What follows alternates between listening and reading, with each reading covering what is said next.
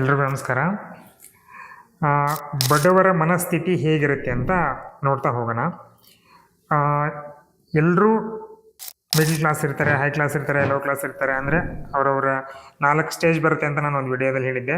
ಕಡು ಬಡವರು, ಮಧ್ಯಮ ವರ್ಗ, ಶ್ರೀಮಂತ, ಆಗರ್ಭ ಶ್ರೀಮಂತ ಅಂತ ಸ್ಟೇಜ್ಗಳು ಬರುತ್ತೆ. ಹಾಗಿದ್ರೆ ಅದನ್ನು ಯಾರು ಡಿಸೈಡ್ ಮಾಡೋರು? ಅದನ್ನು ಡಿಸೈಡ್ ಮಾಡೋ ಅಂಥವ್ರು ನಾವೇ ಆಗಿರ್ತೀವಿ. ಸೊ ಬಡವರ ಮನಸ್ಥಿತಿ ಹೇಗಿರುತ್ತೆ, ಯಾಕೆ ಅವರು ಶ್ರೀಮಂತರು ಆಗಿರಲ್ಲ ಅಂತ ಚಿಕ್ಕದ ಹಾಗೆ ನೋಡ್ತಾ ಹೋಗೋಣ. ಸೊ ಎಲ್ರಿಗೂ ಶ್ರೀಮಂತರಾಗ ಹಕ್ಕಿದ್ದೇವೆ, ಎಲ್ಲರೂ ಶ್ರೀಮಂತರಾಗ್ಬೋದು. ಅದಕ್ಕೆ ಎಲ್ರಿಗೂ ಸಮಾನವಾದ ಅವಕಾಶ ಇರುತ್ತೆ, ಇದೇ ಕೂಡ ಎಲ್ರಿಗೂ ಸಮಾನವಾದ ಅವಕಾಶ ಇದೆ. ಸೊ ಯಾಕೆ ಹಂಗಿದ್ರೆ ಶ್ರೀಮಂತರಾಗಿರಲ್ಲ, ಕೆಲವೊಂದು ವಿಚಾರಗಳನ್ನು ಹಾಗೆ ಡಿಸ್ಕಸ್ ಮಾಡ್ತಾ ಹೋಗ್ಬೋದು. ಸೊ ಎಷ್ಟೋ ಜನ ನಾನು ಕೆಲಸದಲ್ಲಿದ್ರೇ ನಾನು ಶ್ರೀಮಂತ ಆಗ್ತೀನಿ ಅಂತ ಅಂದ್ಕೊಂಡಿರ್ತಾರೆ. ಅದು ಎಷ್ಟು ಮಟ್ಟಿಗೆ ಸತ್ಯ ಅಂತ ನಾವು ಒಂದ್ಸಲಿ ವಿಮರ್ಶೆ ಮಾಡ್ಕೋಬೋದು. ಸೊ ಹಣಕ್ಕಾಗಿ ಸಮಯನ ಇನ್ನೊಬ್ಬರಿಗೆ ಕೊಡೋದು ಅಥವಾ ಅಂದರೆ ಕೂಲಿ ಕೆಲಸ ಮಾಡ್ದಂಗೆ, ಆ ಥರ ಮಾಡ್ತಾ ಹೋದರೆ ನಾವು ಯಾವತ್ತೂ ಶ್ರೀಮಂತರಾಗಕ್ಕೆ ಸಾಧ್ಯ? ಅದನ್ನು ಒಂದ್ಸಲಿ ಯೋಚನೆ ಮಾಡೋಣ. ಹಣದ ಕೊರತೆಗೆ ಬೇರೆಯವ್ರನ್ನ ನಾವು ದೂಷಿಸೋದು, ಅಂದರೆ ನನ್ನ ಹತ್ರ ದುಡ್ಡಿಲ್ಲ, ಅವ್ರ ಹತ್ರ ದುಡ್ಡಿದೆ, ಅದಕ್ಕೆ ಅವ್ರಿಗೆ ದುರಹಂಕಾರ, ಹಂಗೆ ಅಂತ ಮಾತಾಡಿರ್ತೀವಿ. ಸೊ ನನ್ನ ಹತ್ರ ದುಡ್ಡಿಲ್ಲ ಅನ್ನೋದನ್ನು, ನಾವು ಅವ್ರ ಹತ್ರ ದುಡ್ಡು ಇರೋದನ್ನು ನಾವು ಯಾಕೆ ಬೈಕೋಬೇಕು ಅಲ್ವಾ? ನನ್ನ ಹತ್ರ ದುಡ್ಡಿಲ್ಲ ಅನ್ನೋದು ಒಪ್ಕೋಬೇಕಲ್ವ?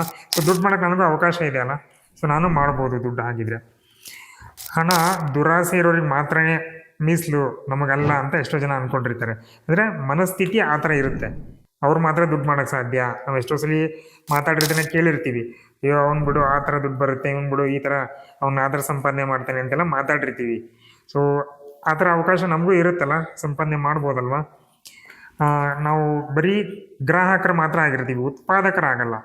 ಅಂದರೆ ನಾವು ಬರೀ ಏನೋ ಸ್ಟಾರ್ಟ್ ಮಾಡಲಿಲ್ದಂಗೆ, ಪ್ರೊಡಕ್ಷನ್ ಆಗಿರ್ಬೋದು ಅಥವಾ ಏನೋ ಒಂದು ಕೆಲಸ ಆಗಿರ್ಬೋದು, ವೃತ್ತಿ ಆಗಿರ್ಬೋದು, ವ್ಯಾಪಾರ ಆಗಿರ್ಬೋದು, ಏನೂ ಸ್ಟಾರ್ಟ್ ಮಾಡಲ್ಲ, ಬರೀ ಬೈ ಮಾಡ್ತಾ ಇರ್ತೀವಿ ಅಥವಾ ಕೆಲಸಕ್ಕೆ ಹೋಗ್ತಾ ಇರ್ತೀವಿ. ಏನಾದರೂ ಒಂದು ಸ್ಟಾರ್ಟ್ ಮಾಡಿದಾಗ ನಾವು ಶ್ರೀಮಂತರಾಗೋಕ್ಕೆ ಅವಕಾಶ ಇರುತ್ತೆ ಅಂತ. ಒಂದೇ ಮೂಲದ ಆದಾಯನ ಅವಲಂಬಿಸಿರ್ತಾರೆ. ಅಂದರೆ ಜಾಬ್ ಮಾತ್ರ ಇರುತ್ತೆ, ಬಿಸ್ನೆಸ್ಸಿಂದ ಸಮ್ ಇನ್ಕಮ್ ಅಂತ ಬರ್ತಿರುತ್ತೆ, ಅದು ಮಾತ್ರ ಡಿಪೆಂಡ್ ಆಗಿರ್ತಾರೆ. ಸೆಕೆಂಡರಿ ಸೋರ್ಸ್ನ ಇನ್ಕಮ್ನ ಮಾಡ್ಕೊಂಡಿರಲ್ಲ. ಹಾಗಾಗಿ ತುಂಬ ಜನ ಬಡವರಾಗಿ ಉಳಿದಿರ್ತಾರೆ. ಮತ್ತು ಕಳೆದು ಹೋದ ಸಮಯ ಮತ್ತು ಹಣದ ಬಗ್ಗೆ ಬರೀ ಯೋಚನೆ ಮಾಡ್ತಿರ್ತಾರೆ, ಚಿಂತೆ ಮಾಡ್ತಿರ್ತಾರೆ. ಅಯ್ಯೋ ನಾನು ಹಂಗಾಗ್ಬಿಡ್ತು, ನಾನು ಅಷ್ಟೊಂದು ಕಳ್ಕೊಂಡ್ಬಿಟ್ಟೆ, ನಾನು ಇವ್ರನ್ನ ನಂಬಿ ಅಷ್ಟೊಂದು ಸಮಯ ವ್ಯರ್ಥ ಮಾಡಿಕೊಂಡೆ, ದುಡ್ಡನ್ನು ಹಾಳು ಮಾಡಿಕೊಂಡೆ, ನಂಬಿಕೆ ನನಗೆ ಮೋಸ ಹೋದೆ. ಬರೀ ಈ ಥರದ ಬಗ್ಗೆ, ಹಿಂದೆ ಆಗಿರೋ ಘಟನೆಗಳ ಬಗ್ಗೆನೇ ಬರೀ ಚಿಂತೆ ಮಾಡ್ತಾ ಇರೋದು, ಬರೀ ಅದನ್ನು ಯೋಚನೆ ಮಾಡ್ತಾ ಇರೋದ್ರ ಬಗ್ಗೆ ಬರೀ ಅದೇ ಥರ ಕೆಲಸ ಮಾಡ್ತಾ ಇರ್ತಾರೆ. ಸೊ ಆರೋಗ್ಯವನ್ನು ನಿರ್ಲಕ್ಷಿಸೋದು, ಅಂದರೆ ಹೆಲ್ದಿ ಆಗಿರಲ್ಲ. ಯಾವಾಗೂ ಊಟ ಮಾಡೋದಾಗಿರ್ಬೋದು, ಯಾವಾಗೂ ನಿದ್ರೆ ಮಾಡೋದಾಗಿರ್ಬೋದು. ಸೊ ನಾನು ಆ ಥರ ಮಾಡ್ತಿದ್ದೆ, ಇವಾಗ ಸ್ವಲ್ಪ ಅಪ್ಡೇಟ್ ಆಗಿದ್ದೀನಿ. ಓಕೆ, ಕೆಟ್ಟ ಅಭ್ಯಾಸಗಳನ್ನು ರೂಢಿಸ್ಕೊಂಡಿರೋಂಥದ್ದು, ಇದೆಲ್ಲ ಏನಾಗುತ್ತೆ ಅಂದರೆ ನಾವು ಬಡವರಾಗಿರೋಕ್ಕೇ ನಮಗೆ ಪ್ರೇರೇಪಣೆ ಅಂತ, ಅಂದರೆ ಅಲ್ಲೇ ಇರ್ತೀವಿ ಅಂತ.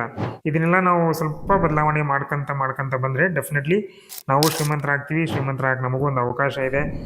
ನಮಗೆ ನಿಸರ್ಗ ಎಲ್ಲವನ್ನೂ ಕೊಟ್ಟಿದೆ, ಎಲ್ರಿಗೂ ಸಮಾನವಾಗಿ ಕೊಟ್ಟಿದೆ. ಅದನ್ನು ನಾವು ಹೆಂಗೆ ಬಳಸ್ಕೊಂಡು, ನಮ್ಮ ಬುದ್ಧಿಶಕ್ತಿಯನ್ನು ಉಪಯೋಗಿಸ್ಕೊಂಡು ನಾವು ಯಾವ ಥರ ಶ್ರೀಮಂತರಾಗಬೇಕು ಅನ್ನೋದನ್ನು ಡೆಫಿನೆಟ್ಲಿ ನಾವು ಡಿಸೈಡ್ ಮಾಡಬೇಕಾಗಿರುತ್ತೆ. ಬರೀ ಡಿಸೈಡ್ ಮಾಡಿ ಕೂತ್ಕೊಂಡ್ರೆ ಆಗಲ್ಲ, ಅದಕ್ಕೆ ಆ್ಯಕ್ಷನ್ ಕೂಡ ಮಾಡಬೇಕಾಗತ್ತೆ. ಕನಸನ್ನು ನನಸು ಮಾಡ್ಕೋಬೇಕು ಅಂತಂದರೆ ಡೆಫಿನೆಟ್ಲಿ ನಾವು ಅದಕ್ಕೆ ಬೇಕಾದಂಥ ಪೂರಕಗಳೇನಂತೀವಿ, ಅಂದರೆ ಅದಕ್ಕೆ ಬೇಕಾಗಿರೋಂಥ ಐಡಿಯಾ ಆಗಿರ್ಬೋದು, ಅದಕ್ಕೆ ಬೇಕಾಗಿರೋಂಥ ಬಂಡವಾಳ ಆಗಿರ್ಬೋದು, ಅದಕ್ಕೆ ಬೇಕಾಗಿರೋಂಥ ಜಾಗ ಆಗಿರ್ಬೋದು, ಅದೆಲ್ಲನೂ ನಾವು ನೋಡಿಕೊಂಡು ಅದನ್ನು ನಾವು ಸ್ಟಾರ್ಟ್ ಮಾಡಬೇಕಾಗತ್ತೆ. ಸೊ ಆ ಥರ ಯಾರಿಗಾದರೂ ನಾನು ಶ್ರೀಮಂತರ ಆಗಬೇಕು ಅನ್ನೋಂಥ ಒಂದು ಹಂಬಲ, ಒಂದು ಕನಸು ಇತ್ತು ಅಂದರೆ ಒಂದು ಸಲ ನಮ್ಮ ಆಫೀಸ್ನ ನೀವು ವಿಸಿಟ್ ಮಾಡ್ಬೋದು. ಇಲ್ಲಿ ನಿಮಗೆ ಆ ಥರದ್ದು ಒಂದು ಸಪೋರ್ಟ್ ಸಿಗುತ್ತೆ, ಆ ಥರದಕ್ಕೆ ಒಂದು ಅವಕಾಶ ಇದೆ. ಒಂದು ಸಲ ನಮ್ಮ ಆಫೀಸ್ನ ವಿಸಿಟ್ ಮಾಡಿ. Thank you.